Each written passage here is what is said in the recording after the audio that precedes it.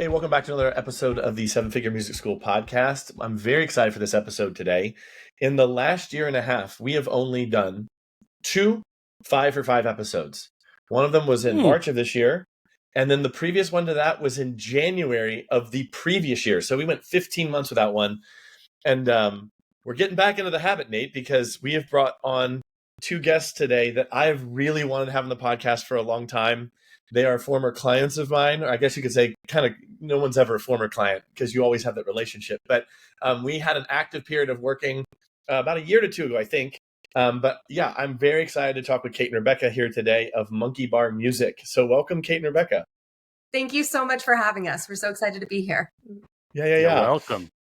Yeah. So I'm really excited to jump into the questions today. But as I was saying before we hit record, Monkey Bar Music is a very unique music business. It's a very unique structure and model. And a lot of times we just jump right into the 5 for 5 questions because, it's a music school. Everybody knows what a music school is and what it does.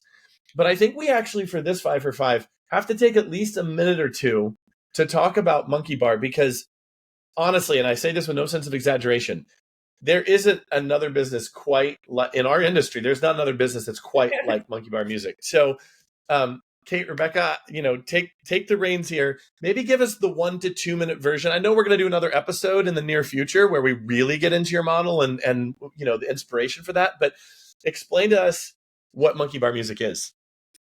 Yeah, absolutely. So, thank you so much again for having us on. We're so excited to kind of dive into these questions. So we are in early childhood music business. We serve students ages 0, so all the way down to infants to age 3. And we operate in outdoor parks throughout Los Angeles. So everything operates outdoors in the park. We have teachers that come in and bring all materials into the park. And we operate our classes in the morning, every morning of the week. We're currently operating in Santa Monica and Venice Beach. And our teachers bring in everything that the kids need to have a blast in our classes. We bring in drums, shakers, scarves, a parachute, puppets, books, music. I mean, everything. We're like a traveling band. And we just come in, we teach our 3 classes, and then the next day we move on to the next park. Yeah, for sure. What year did Monkey Bar Music start? 2021. Yeah. So relatively newer business. And the last I checked with you, I think you had almost, I think you were approaching between 150 to 200 people that were enrolled in your weekly classes that were coming to the parks to meet your teachers. Yeah, we're in between 160 to 170 right now is kind of where we've landed for the past year or so. Okay. That's really Congrats. cool. Yeah. And then the second thing is, because this happened right as we were getting to the end of our last coaching agreement, I believe you all started a traditional music school Yes. called Beach Cities Music, correct? Or did the name change? I forget. Yes. So we ended up going with MB Piano Lab, and that has been something that we'll continue to massage as we move forward for what overarching makes sense for the brand as we kind of bring together the 2 programs into one. But yeah, one of the biggest things that we've been wanting to do as we've been growing the program for the younger kids is they age out at about 3 years old. So we've been trying do our best to come up with a program that our kids can go into once they're done with the outdoor parks program. And so Kate and I have been trialing a piano program, a group piano program for older students about elementary, middle school age. And our goal is that eventually we'll be able to meld the 2 and we'll have, be able to have an official storefront and as well as our mobile parks program. Yeah, for sure. And it's a good strategy. We'll probably get into that when we talk again on another episode. Perfect. That's great background. All right. Well, let's jump into question 1. So what are you proud of? What is something you do really well at Monkey Bar Music? I think that we're most proud of our curriculum. We feel that over the past 4 years or so that we've been in business, that we've been able to create really engaging lessons for our students. And Kate is an amazing mastermind when it comes to curriculum development and writing songs. Her and her husband spend a lot of time really curating songs and writing songs for our curriculum and activities that our kids just really have a blast whenever they're entering our classes. And one of the things that we've really tried to do is create a curriculum that works really well for our mixed age classes, because we'll have infants in our classes next to 3-year-olds. And so how do you create a curriculum that's engaging to all of those age groups? And so one of the things that we have alongside our lessons is we have points that our teachers can say to the class to be able to address each of the age groups. So maybe an activity for drumming, we have our infants in the class doing something a little bit different than our 3-year-olds, but everybody's participating together. And that's just been really wonderful because parents can bring in their siblings. So we'll have, full families that are coming into our classes, and every student is getting something out of it. And it's allowed a lot of flexibility for us as well, because we're able to operate a class where anybody of any age range is able to come in, and we're able to cater to all age ranges. And we just feel like our lessons are a slam dunk. Wherever we go, we're able to come into a park and we know that our students are going to have a blast and have a really positive experience. And developmentally, it's going to really benefit them. One of the things that strikes me is that, quote unquote, seeing is maybe not believing in this case. Maybe there's a better phrase for it. But I think, given what I know about Monkey Bar, people need to experience it. And so I would just say people should go to your website. They should go to your social media channels, because you'll get much more of an idea of what these classes look and feel like. So we'll put that in the show notes, and I'll get that from you guys. And so as you're hearing them talk about this curriculum, I would just say, if you're watching, especially, or if you're on listening to the podcast, head over to the website and check the show notes out. So you can just kind of click through and see what this feels like. I'm curious, though, what is one of your greatest challenges right now in the business? Sure. We have always had a dream of growing our business to the point where we are able to take on more of an administrative managerial role, and we would be able to scale to the point where, we have a larger school. And obviously Kate and I are not able to do that where we're teaching all of the classes. So we have had some growing pains in doing that, and in delegating out a lot of the systems and the aspects of the business that we hold really near and dear, over having control over that. Have definitely been some growing pains in the past year as we've been delegating tasks on to other employees, which has been really exciting. But, there's a sense of us having to relinquish control that's been difficult. Could you give me examples of some of those things that have been difficult to let go and why they were difficult to let go? Yes. I think that at the beginning, because we had so much experience with the business, we had the assumption that everybody else had the same experiences as us and knew the breadth of what we knew. And so there was a lot of time that we had to spend really getting into the nitty gritty and demonstrating what we're doing on a daily basis and what that looks like, and checking over, other people's work to make sure that they're getting to train them up to the point where they can do it at a quality high level as well. So is the challenge that you just still have farther to go, or is the challenge kind of in the process of being solved? You guys sound like you have it down. I don't know. We're improving on it, and definitely we've been improving the systems that we've been able to put in place to help moving forward. But it's just something that we're overcoming in the moment.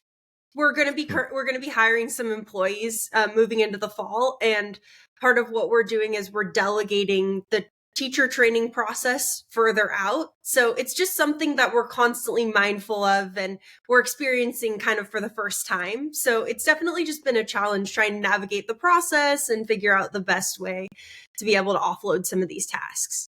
Okay, so question 3 that we ask everyone, and you kind of stepped into this in your previous answer, but what's one lesson learned in the last year? And this could be across any part of the business. It could be the education, the marketing, the admin, whatever. What's one lesson learned in the last year? Maybe a big lesson you learned. A big lesson that we've learned in the past year is that it's so important to say no. even sometimes more important than it is to say yes to certain opportunities. So being a mobile business, not having a physical brick and mortar, we get approached by a lot of community institutions, parents, kind of with opportunities for us to be able to fit in the mold of what they want. So they're wanting to start their own class. They're wanting us to come into their business and collaborate with them. And we've had just varied experiences with this. Sometimes it's been really fruitful, but other times we've just it hasn't been a good fit for us. And so I feel like Rebecca and I have really grown in this past year in just realizing that sometimes, even though we aren't sure if a collaboration is going to work or not, sometimes it's best to just say no and be really economic with our time and making sure that, our time is so precious. We want to make sure that we're really focusing on what we know is going to be successful within our own business. So we've gotten a lot of pressure from our staff and from our clients to start up weekend classes. And so we tried this. We piloted it for a couple of months, and it turns out that at least where we were, we may try this again in the future, but the time that we tried it, we just weren't getting a lot of interest for recurring memberships on a weekend because people's schedules on weekends vary incredibly. And so we realized that it's almost a different kind of business and client than our weekday classes. And so it was disappointing to our staff and to our clients, but we had to just pull the plug on the program because it wasn't worth it for us at that time. And what customers envision sometimes of what they want you to do and what program they want you to start oftentimes and sometimes isn't what needs to happen for it to be profitable for your business. And so we will get a lot of people coming and asking us, well, it really works for me to have a 12 p.m. class. And at the start of our business, we would go, yeah, let's do it. That's awesome. They'll say, oh, we can get 5 people into this class. It's going to be set to go. And we would say, this is great. This is awesome. They're doing the marketing for us. And then we realize, a lot of those things don't pan out the way that the customer envisions it and the way that we envisioned it. We've also done programs where we've collaborated with parks and recreation departments where they've handled our registration for us and have actually forced us to use their website for registration and have not been able to accurately and correctly sign people up. And we've just had flops of classes. So we've learned to just be more, it's not that all collaborations are not worthwhile collaborations, but we've learned to be much more, to be able to really draw that fine line of what is worthwhile for us to do and what just within the parameters of what makes sense for us profitability wise and time wise. Yeah. What you're describing is forging a new path, because with certain programs that pre-exist, there's a lot of wisdom given to you with that program, and you just go down that road. Or if you're running a traditional music program or even a traditional group program, but you all have had to learn all of this, and then that wisdom accrues to you over time, and you learn, oh yeah, we really can't do weekends. So I point this out because I know there are those who listen to the podcast who are more in the creative end. They love the new business bucket, and they're wanting to create new things. And I just point out, Nate knows this, you guys know this, we know this at Piano Express. Building something new means really starting at a much lower level of understanding of what's going to work, and you really have to put in the time to figure out what is going to work, Totally, definitely. But that kind of leads to question 4, which I'd love to hand over to Nate. Is somewhat connected to what we were just saying there. Yeah, I love this question. What is one action that a school owner could take right now that'll make a difference? From your perspective, what's just one action or piece of wisdom you'd share for a school owner? Yeah, so for this one, we have to give props to Daniel because he was the one who gave us this piece of advice. Nice. It was a little against what we were talking about in the last question. But survey your customers. Ask them what motivated them to join the program, because you will learn. It may not be what you expect to learn, but you will learn something from answering that or from asking that question out to your clientele. And what we learned is that while we may know the many benefits of early childhood music programming, the reason why our customers mostly want to join our program is because it's a joyful experience and they can bond with their little one. And the main reason why they're wanting to join our program is for socialization reasons and to have fun. And so a lot of the messaging that we were giving people in our campaign to get them to sign up was, it's going to give your kids a head start. It's going to help with their brain development, all of the music education terms that are, the heavy hitting terms. And when we actually added a question to our sign up list, when people were signing up for our classes, what motivated you to join our classes? It's always fun. My kid had a great time. They enjoyed themselves. I want a fun activity for my child. We had a great trial class. We loved the teachers. It reframed our mindset towards what was drawing people into the classes and shifted how we marketed towards people to get them to sign up, and then shifted what our marketing was after that. Okay, so let's get them to sign up with all of these amazing videos and pictures of kids just having so much fun, and play to that. And then later, once they're in our program, we can give them a little bit more messaging as to the developmental benefits of being in our program. And a lot of times we'll just send out an email to our customers and just say, what intrigues you the most? What option seems best to you? Would it be better for you if we started a class in this park? Would it be better for you if we started a class in this park? With timing of the class, something that we're having to be constantly mindful of is our children's nap schedules. Right. So and we don't have children yet, so a lot of times we're surveying out for those types of questions as when does your child nap? Yeah. All of that kind of stuff. Oh, that's just awesome. It's so different, y'all, than like the how did you hear about us? Yes. Which, if I'm going to be totally honest, 98% of our listeners don't even know what to do with all that information anyways. They're not like, okay, I'm going to change my whole marketing strategy just because 60% of the people said I heard through word of mouth. Right. It's just like a useless data point that gets lost in the CRM.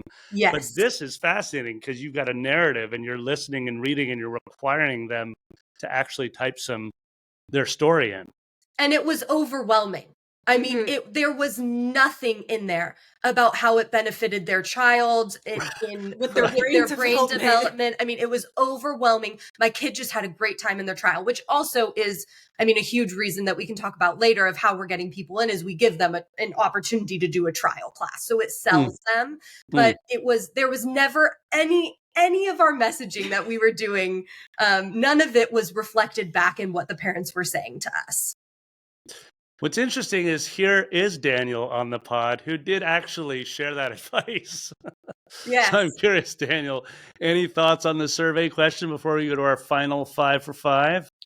Yeah, I just remember going through this process with you, and it was so refreshing to see a school owner that was so open to hearing and to learning and then to letting it impact their marketing and how they presented their business and that sort of thing. Because what I overwhelmingly experience with school owners is that they either don't care and they think it's a waste of time, or they just have a certain narrative they want to push. They have their ideas about music education, and they're going to tell the consumer what they should be doing and how they should feel about their policies and how the consumer should feel.